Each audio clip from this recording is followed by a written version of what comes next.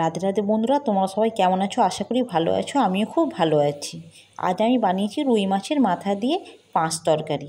খুব অল্প সময়ে কিভাবে আপনারা এই পাঁচ তরকারি বানিয়ে খুব সহজে রান্না করে খেতে পারবেন। প্রথমে আমি রুই মাছে মাথাতে লবণ হলুদ মাখিয়ে রেখে দিচ্ছি।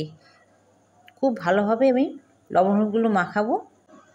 খুব হাত দিয়ে আমি খুব চেপে চেপে আমি লবণ হলুদগুলো বেশ ভালোভাবে মাখিয়ে নিচ্ছি। এবার নিয়েছি আমি এখানে মিষ্টি কুমড়ো, বেগুন, আলু, ডাঁটা, পটল, চাল কুমড়ো, থোড়, পেঁপে। প্রথমে সবজিগুলো কাটা হয়ে গেছে। এবার কড়াইয়ে বেশ কিছুটা পরিমাণের আমি তেল দিয়ে দিয়েছি সর্ষের। প্রথমেই আলু পটলগুলো আমি লাল করে ভেজে নিচ্ছি। আমার আলু পটলগুলো ভাজা হয়ে গেছে। ওই তেলে আমি ফোড়নে দিচ্ছি গোটা জিরে, তেজপাতা, শুকনো লঙ্কা, গোটা গরম মশলা, তারপরে দিচ্ছি মিষ্টি কুমড়োগুলো। মিষ্টি কুমড়োটা বেশ ভালোভাবে 10 মিনিট আমি ভেজে নিব। আর দিয়ে দিচ্ছি মিষ্টি কুমড়োতে 1 চামচ লবণ। 1 চামচ লবণ দিয়ে মিষ্টি কুমড়োটা আমি ভেজে নিচ্ছি। আর বেশ কিছুক্ষণ মিষ্টি কুমড়োটা ভাজা হয়ে গেছে। এবার দিয়ে দিচ্ছি আমি বেগুন। বেগুনটা একটু বড় বড় সাইজে একটু কেটেছি, না তো গলে যাবে।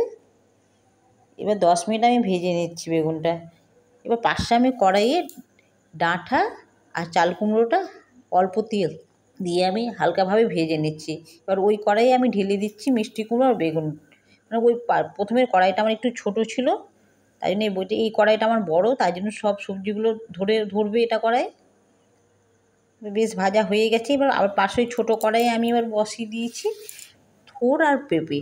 জলটা শুকিয়ে নিচ্ছি থোড় আর পেঁপে। 10 মিনিট নাড়াচাড়া করে এবার আমি এই বাকি সবজিগুলোর সাথে আমি থোড় পেঁপেটাও বেশ ভালোভাবে ভেজে নিচ্ছি। মেশানো সবজি যত ভালোভাবে ভাজা যাবে টেস্টি তত ভালো আসে। এবার দিচ্ছি 10-12টা আমি কাঁচা লঙ্কা দিয়ে বেশ আবার কিছুক্ষণ ধরে আমি সবজিটা আরও ভেজে নিচ্ছি। এবার দিচ্ছি 1 চামচ চিনি। চিনিটা আপনারা আপনাদের পরিমাণ মতো দিতে পারেন, কম বেশি। আমি 1 চামচ দিলাম। দিচ্ছি এবার 1 চামচ হলুদ। এবার আমি কষে নিচ্ছি বেশ ভালোভাবে। কষা হয়ে গেছে। এবার আমি 2 চামচ দিয়ে দিচ্ছি আদা পেস্ট, দিয়ে দিচ্ছি 2 চামচ দিয়ে 10 মিনিট আমি হালকাভাবে নাড়াচাড়া করে নিব।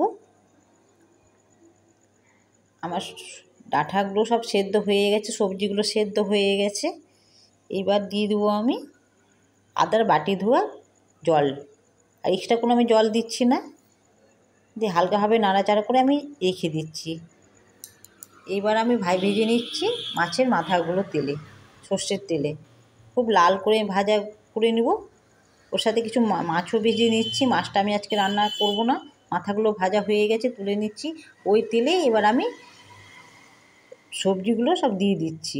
মাছের তেলে সবজিগুলো দিয়ে নাড়াচাড়া করলে খুব সুন্দর একটা সেন্ট আসে। এবার মাথাগুলো আমি একবার ভেঙে চুর করে নেব, গোটা যেন না থাকে। সব ভেঙে গুঁড়ো করে নিচ্ছি আমি।